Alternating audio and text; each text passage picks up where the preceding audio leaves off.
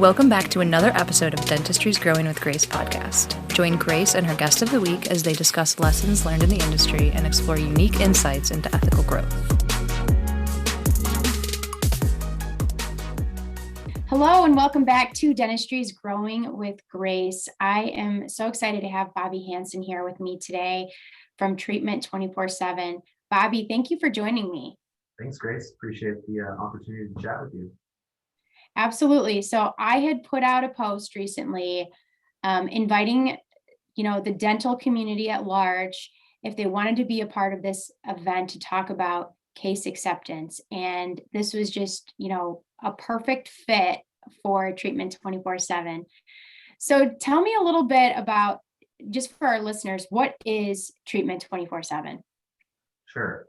Treatment 24/7 is a software that was designed in a dental practice for dental practices to simplify the entire treatment planning process and really to solve a common problem that all dentists face, which is increasing case acceptance.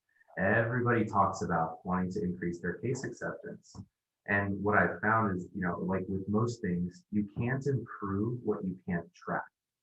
And so, Treatment 24/7 tracks the treatment plans presented from, when they're presented to the patient all the way through the restorative process. And, can manage the millions of dollars of opportunity that come through the doors every year in the form of restorative dentistry in ways the practice management systems just can't do it. I love that. I love the concept. I'm going to ask some difficult questions and kind of put you on the spot a little bit because that's what people like to hear. So if I'm the patient in a practice, and let's say I visit a dentist, I get a treatment plan, I say, let me talk to my husband. I decide I'm not going to commit and give you my credit card same day. And we all know, that's the ideal situation that I'm like, sure, here's my credit card. But let's say, okay, even the best presenters have treatment that walks out the door. We just know that. So let's say I leave because I want to talk to my husband or whatever. What would my experience be like if that practice utilized Treatment 24/7? What would I see if I did nothing? If I didn't come back or call or accept treatment? So one thing that our software does, which breaks down a very large barrier in case acceptance, is the idea of payment options or how patients are going to pay for their dentistry. Most people don't want to tell you that they can't afford something. And so what they'll say is, I need to talk to my spouse, right? Or I need to check my work schedule, when money or their inability to pay for it might be the reason why they're too, or too proud or whatever. They don't want to tell you they can't afford something. And so our treatment plans allow practices to customize and present proactively the payment options that a practice offers based on the patient's amount. So that if it truly is about, money, they have a treatment plan that they can take home and speak with their significant other and say, hey, this is what I need in terms that I can understand, because our software translates the dental terminology that you and I speak into patient-friendly terms.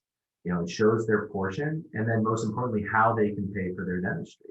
So it answers all of the questions that spouse may have. Now, if I were presenting the dentistry, what I would say is, Grace, I understand you'd like to, speak to your spouse. I want to speak with my spouse about important health decisions as well. I notice you have your phone there. Why don't I step out and give you a few minutes for you to call them, so that if they do have any questions that you can't answer, I'm just a step away.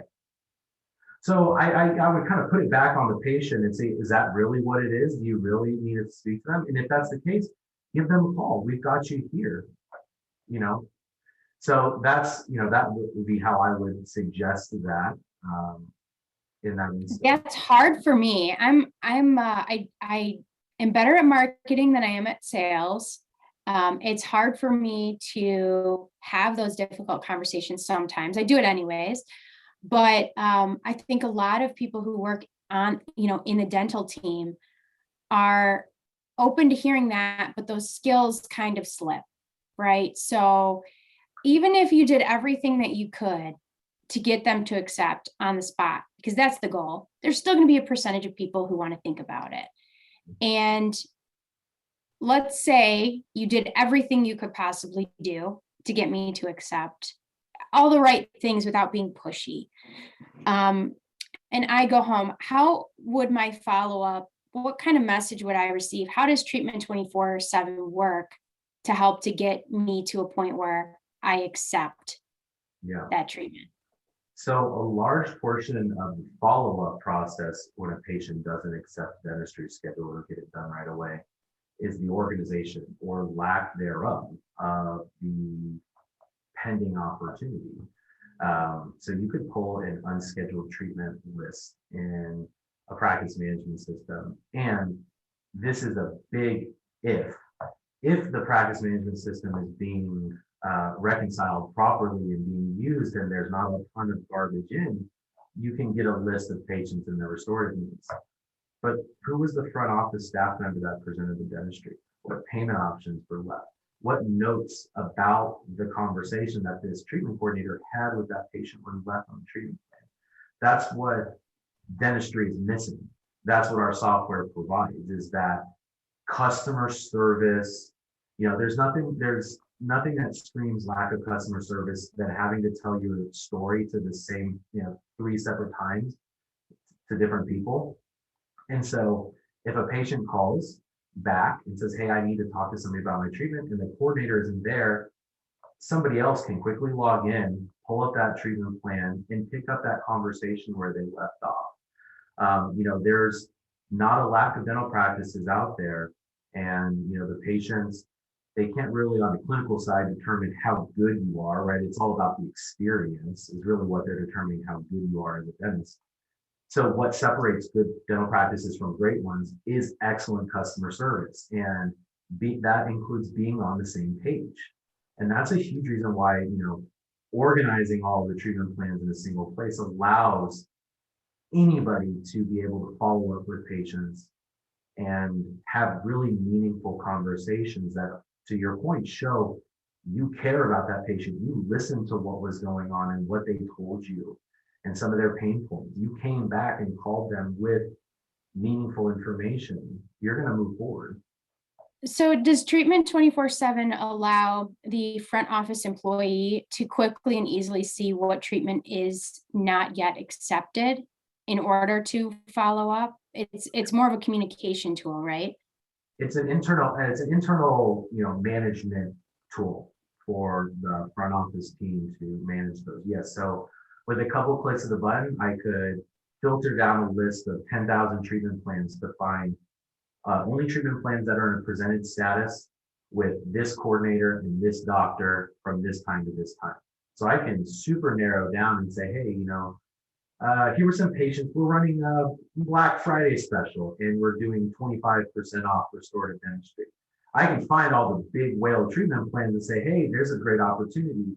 That would take days to find an intuitive list like that from the practice management. And at the end of the day, your front office staff's time is very, it's very expensive. You want to make sure it's being utilized as efficiently as possible. Awesome. So I've also seen what treatment plans look like when they come from the practice management software. They're confusing, they're coded, they're full of jargon, and patients leave going, what does this mean? What advice do you give to a dental team that's putting together treatment plans that are just kind of pushing a button and having it print? First of all, I'd love to show them what treatment 24/7 treatment plans look like, because that's really where we started, was taking that difficult terminology that even experienced dental people may not understand or know the code off of, and all of the columns of potential insurance information, which we all know insurance companies don't always pay what they say or what Dentrix Open Dental estimates them to pay, right? It's all about services rendered and going from there off the EOB. So what we wanted to do was simplify and say, hey, look, this is the dental, your dental needs. They don't care about a 2391 or a 2393. They don't care about the surfaces of the fillings. They understand what a tooth colored filling is. So you present a tooth colored filling. And then you remove all of the insurance information, show them what their copay is, right? Because if you are taking insurance, that the copay, what is estimated in dentures, is what the insurance company is telling you they're not going to pay, right? That's the number that you can actually guarantee to a patient to be correct at this time. So you just my marketing brain is going tooth color filling. Can I call it like an aesthetic tooth color filling? Like, can I customize the words? You can customize it. We've already translated to something patient friendly, but sky's the limit. If you want to customize it, we have a lot of customers that change, crown to same day crown because they want to offer those, advertise those services. Absolutely. Can I add my logo? Absolutely. Okay. And I'm telling you guys, I've done very little research, as you can see, which I kind of like doing on these types of interviews, because I like to ask the questions that I would initially think of, that anyone would initially think of. So if someone is thinking about treatment 24/7, what can they expect in terms of onboarding, setup process, and then most importantly, in terms of results? Yeah, absolutely. So our software was designed with simplicity in mind. So from the minute you sign up to when your account's ready to go is less than an hour. You get everything set up, practice integrated, synced, ready to go out of the box. When it comes to results, our customers increase their case acceptance on average by 40% within the first 100 days. So if you think about what that means, it's not a substantial more cost. That's just going to profitability because you've already paid for those patients to come in. You've already paid for the staff and the time. You're just converting more of what's already there. So your profitability is going to skyrocket. And you're going to keep your chairs full, which ultimately is what the doctors want, the doctor owners, and what the front office staff wants, right? The more they're busy in their chairs, the less they have to worry, they come into the front and see what's going on. So keep your doctors busy. And that's what our software will do. I love it. So talk to me about this. How does this aid in the follow-up process for a patient? I know I talked a little bit about that, but besides the front office logging in and just kind of seeing it and following it, is there anything else that it does to kind of facilitate communication between the office and the patient? Not at the moment where a practice can do external communication, though that's in the plans to be done. As all softwares have wants and ideas, that's definitely one of ours. But I don't mind that. I think we're in a day of automation, and sometimes automation can be taken too far to where you lose that personal involvement. So even just having someone weekly dedicating a couple hours to following up on unaccepted treatment and facilitating those conversations, that one-on-one conversation can never fully be replaced. No. You might be able to remind people that they have treatment that they need, but are you going to be able to overcome an objection or get them excited about their new smile through an e-blast? Probably not. It's going to be a conversation. So absolutely. I mean, texting is great, and it has advanced our abilities to communicate like nothing else, right? But there's a time and a place for it. You can't get personal in a text message. You can't hear tone. You can't get those things in a text message. And if you do, it's your perceived tone, and there's a lot that's lost in translation. So I think you're right. In this instance, when you're talking about filling your restorative chairs with dentistry, taking care of patients, a text message might be great to remind them that they have dentistry, but a phone call is so much more powerful and it's far more likely to convert. Mm-hmm.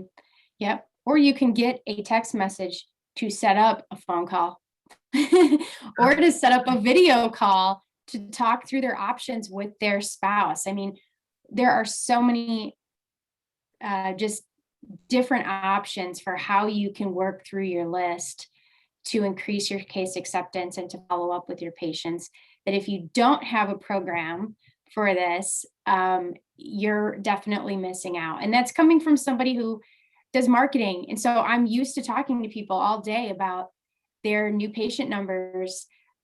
But if we don't have to work as hard at the marketing because you've got stronger case acceptance, then that's great. That's a win-win. So I love this. How would, if we had an interested person listening, how would they get in contact with you to learn more about treatment 24/7? Yeah, absolutely. They can go to our website, treatment247.com, and there's a call to action button for the marketers right there, right on the front, where you can sign up for a demo, and we'll spend some time talking about practices needs and what they're looking for and how we can help solve some of the problems that they face. Wonderful. Well, thank you so much, Bobby. I appreciate you being here with me today. And to our audience, I hope this information is helpful for you. There are so many great solutions out there for you. And I hope that by being a part of our podcast and our Facebook group, that you are learning about all of the things that are available to help grow your practice and to help streamline your systems. So if you are not a member of our Facebook group, please join Dentistry's Growing with Grace. Or if you are not listening to our podcast, please subscribe at gracerizza.com. And I hope you all have a wonderful day.